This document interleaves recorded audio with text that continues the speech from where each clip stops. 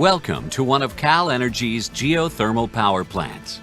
Unlike other power plants that rely on coal or other fossil fuels to create electricity for homes and businesses, geothermal power plants use superheated fluids from the Earth's geothermal resources to generate electricity. The natural heat of the Earth creates geothermal resources. This heat comes from molten rock called magma, located at the Earth's core, deep below the geothermal resource. Over thousands of years, rainwater seeps through cracks in the Earth's surface and collects in underground reservoirs. The magma heats the water until it becomes a superheated fluid.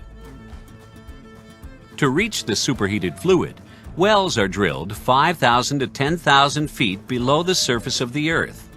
These wells, called production wells, bring the superheated fluid to the Earth's surface, where it can be used to generate electricity for homes and businesses. This geothermal power plant uses crystallizer reactor clarifier technology, a process that turns the geothermal superheated fluid into steam while removing solids from it. The steam is used to drive a turbine and generate electricity. All remaining geothermal fluids are injected back into the reservoir for reuse. Under its own pressure, superheated fluid from the geothermal resource flows naturally to the surface through production wells. As the liquid flows toward the surface, the pressure decreases, causing a small portion of the fluid still within the well to separate or flash into steam. At the surface, the superheated fluid and steam mixture flows through surface pipelines and into a wellhead separator. Inside the separator, the pressure of the superheated fluid is reduced.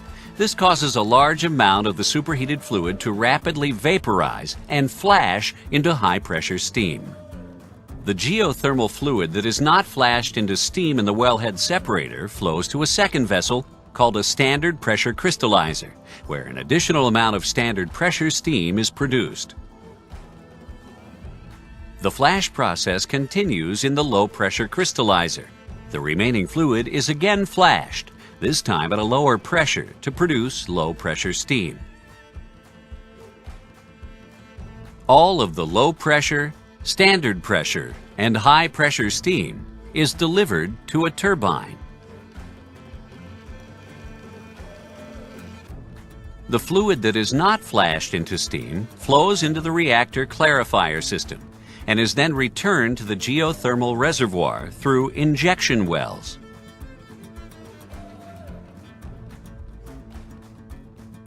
Turbines are the primary piece of equipment used to transform geothermal energy into mechanical energy. Pressurized steam created from the geothermal superheated fluid flows through pipelines to large steam turbines. The force and energy in the steam is used to spin the turbine blades. The turbines turn a shaft directly connected to an electrical generator. An electrical charge is created when magnets rotate within the generator. Large copper bars carry the electrical charge to a step-up transformer outside the plant. Within the transformer, the voltage is increased before the power is sent to the power lines that carry it to homes and businesses. Geothermal energy is a sustainable resource because with proper management, a geothermal resource can remain a renewable source of energy. Water trapped deep within the Earth will naturally replace the superheated fluid that is drawn from the geothermal resource through surface wells. However, it is possible to deplete the geothermal resource by removing fluid faster than it can be naturally replaced. To help prevent this, the steam used in the geothermal power plant passes through a condenser that turns it back into fluid. At this stage, it's possible to recover minerals from the geothermal fluid before it's injected back into the Earth. This condensed fluid, along with the fluid that did not flash to steam, is injected back into the underground reservoir. Magma naturally reheats the fluid so it can be used again.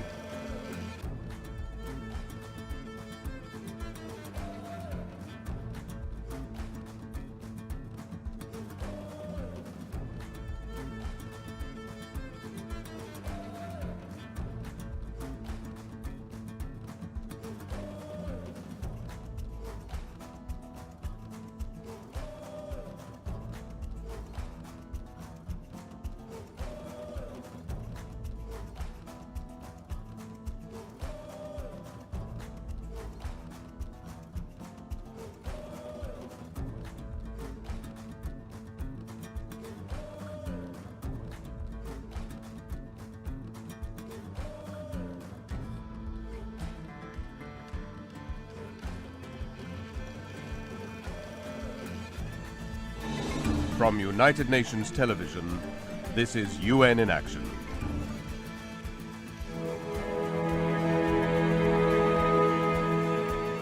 Bordering the Arctic Circle, Iceland is home to some of the largest glaciers in Europe.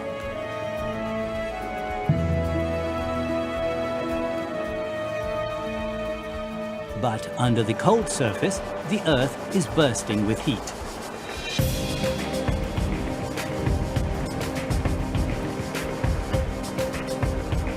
Iceland is one of the most geothermally active places on our planet.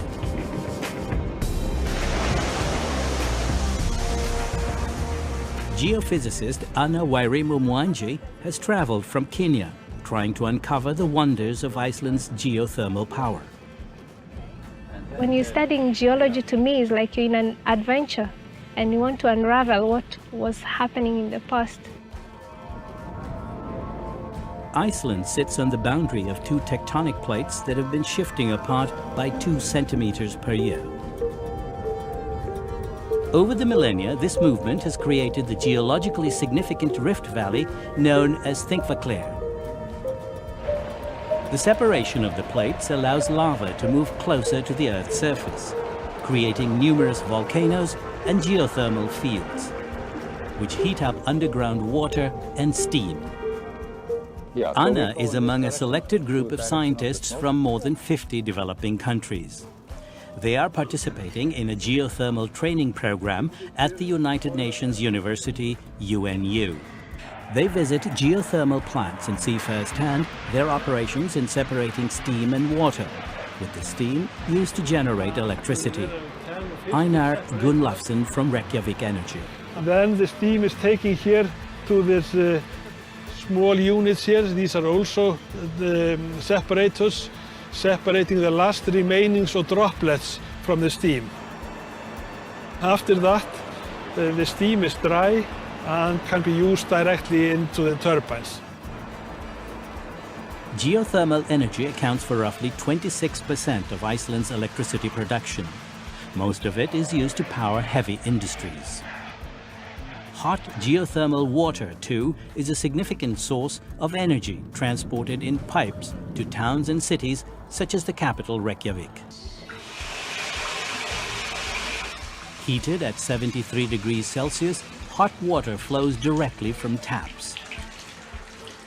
It is used to heat 90% of Iceland's homes, including the one Anna shares with fellow classmates. In the town of Hveragerði, creative use of geothermal water has led to new businesses, such as this geothermal restaurant. Ólafur Rennisson is the owner. This is earth cooking, geothermal cooking. This is 170 Celsius hot power. And here we are doing baking potatoes. Usually in the oven you use a lot of heat and a long time. Here, only 20 minutes. The water, believed to have health benefits, is also used to fill Iceland's popular hot pools. The Blue Lagoon, Iceland's famous therapeutic spa, uses geothermal water directly from a nearby power plant.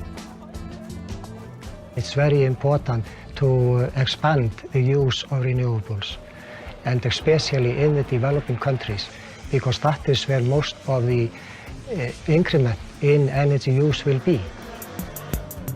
Ingvar Fridolfsson is the director of the UNU geothermal training program based in Reykjavik. This program has already trained more than 500 scientists and engineers from countries around the world with geothermal potential like Kenya. I think geothermal is the future. It is a resource that is renewable and it's a clean energy. We don't have to pollute. It is one of the ways of securing our energy for the future.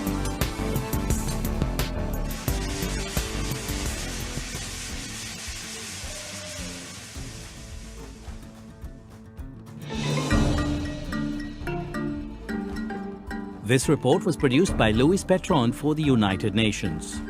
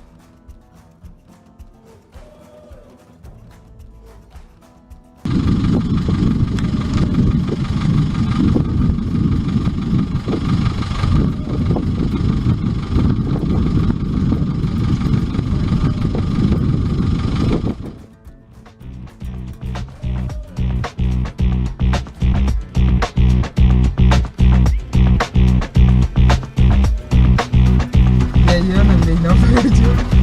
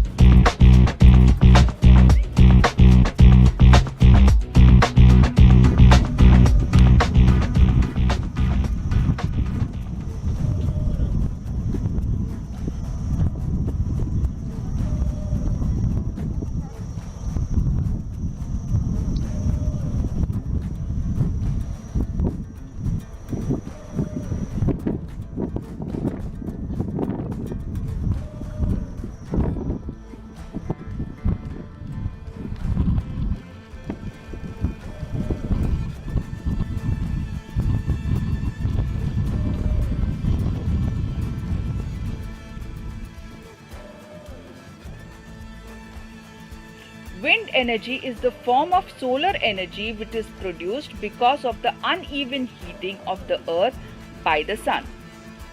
Wind energy is renewable energy and it helps to keep the environment clean. Wind energy can be used for sailing, grinding grains, electricity generation, etc. Let us study the working principle of wind power plant. The important job of converting wind energy into electrical energy is done by the wind turbine of a wind power plant. Let's see how. Unlike the fans, turbines use the wind and generate electricity.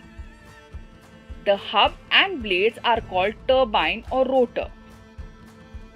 Behind the turbine, there is an engine house called as nacelle. The nacelle is mounted on a tower in order to get more wind energy. The wind will cause the blades to rotate. Due to this, the rotor starts moving. As the rotor is connected to the main shaft, it spins the generator, because of which electricity is produced. This electricity can then be transferred by using transmission or distribution lines to homes, industries, schools, hospitals, etc. Let us study the parts of the wind turbine. Let us start with the blades. Wind power plant may consist of 2 to 3 blades. The wind will cause the blades to rotate, which in turn will rotate the generator. Next is shaft. The hub is mounted on the main shaft. The rotation of the blade causes the shaft to rotate. If the wind blows very fast, then brakes can be applied to control the speed of blades and shaft. Next is the gearbox. This can be used to increase the output speed. Next is generator. The high-speed rotating shaft is connected to the generator. Because of this, generator rotates and electricity is produced. This electricity can be stored in batteries and can be used whenever necessary. Applications of wind power plant. The application of wind power plant is to generate electricity. This electricity can be used for many purposes. This electricity can be provided to rural areas where there is a shortage of power supply or no power supply at all. It is easy to establish a wind power plant in rural areas because free wind and space is readily available, and it requires very less infrastructure and cost.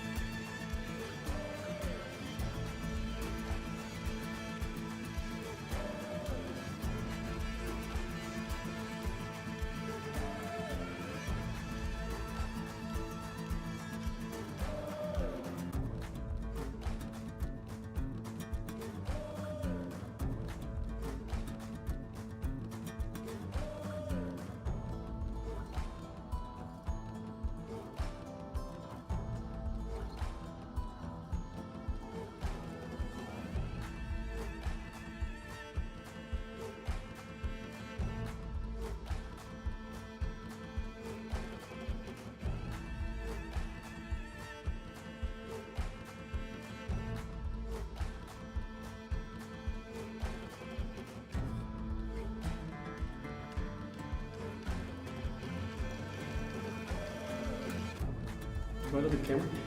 Hey, I'm Jeffrey. I'm a small grain grower, and if you're like me, you found that it's easy to grow and cut small grains on a small scale, but it's really hard to process them.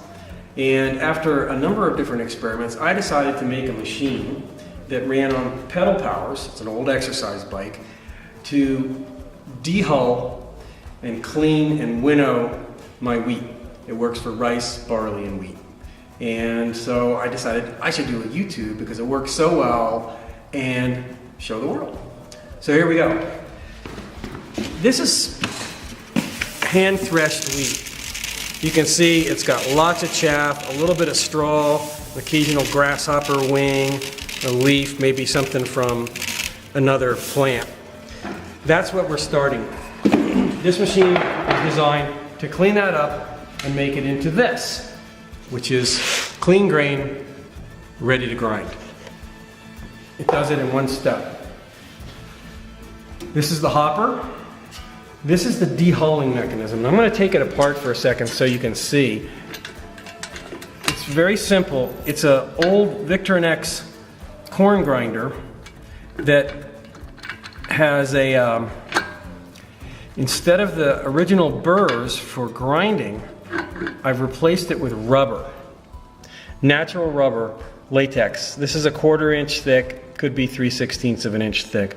I glued it onto the plates and I made some little entry places for the grains from the auger to those points. That's the heart of the dehulling.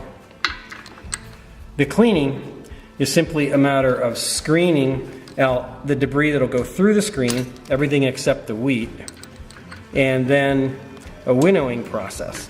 And this device is able to do that all with one pass and one power source.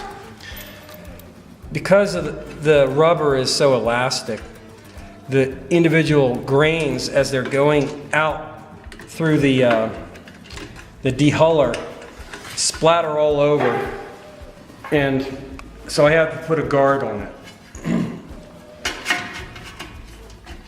This will just take a second to put the guard back on.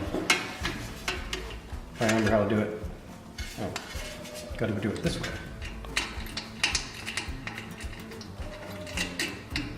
We'll probably edit this out.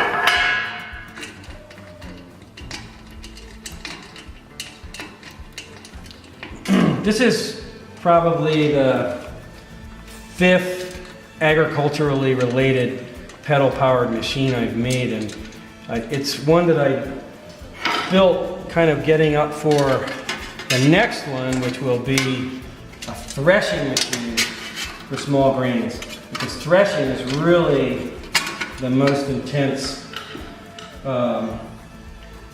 thing that I have found in processing small grains at this scale. We have become so accustomed to inexpensive, clean grain that you can buy at the store that of course was all processed with a combine. It's easy to forget how difficult it is to do it by hand. However, with the correct simple machines, it's not that difficult. So I'm just getting the guard on here, and we'll get a shot of, you can actually see into the guard a little bit.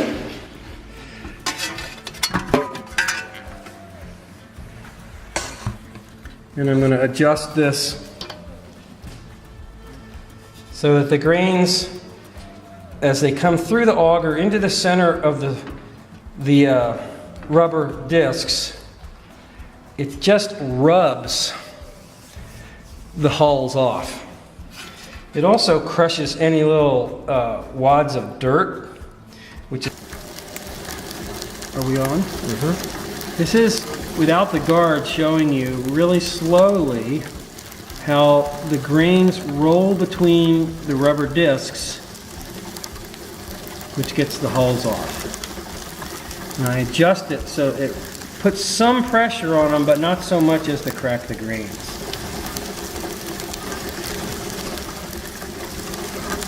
They just spiral their way out. If I go quickly, they fly all over.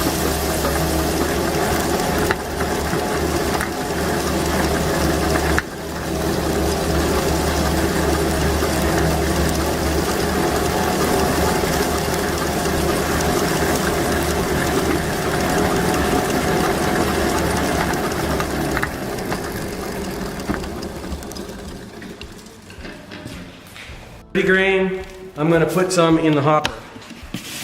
Quite a bit actually, because this thing is pretty fast.